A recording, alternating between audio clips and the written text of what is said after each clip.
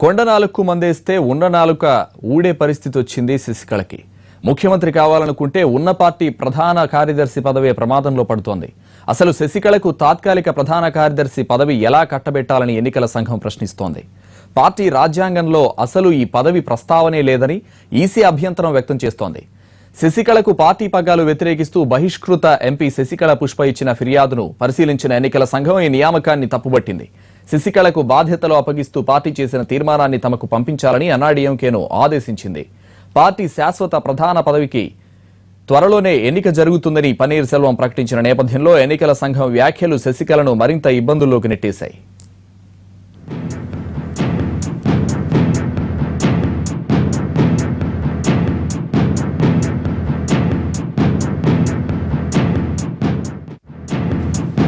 తమిళనాట ఎప్పుడూ కనిపించని దృశ్యాలు కనిపిస్తున్నాయి. అసలు మీడియా ముందుకు రావడమే తెలియని ఏఐడీఎంకే నేతలు ఒకరి తర్వాత ఒకరు మీడియా సమావేశాలు పెడుతున్నారు.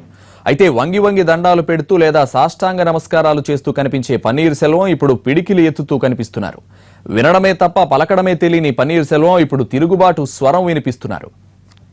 చాలా రోజుల తర్వాత తమిళ డ్రామా తారాస్థాయికి చేరింది. పరిస్థితి తమకు అనుకూలంగా మారే క్షణం కోసం అన్ని వర్గాలు ఎదురు చూస్తున్నాయి.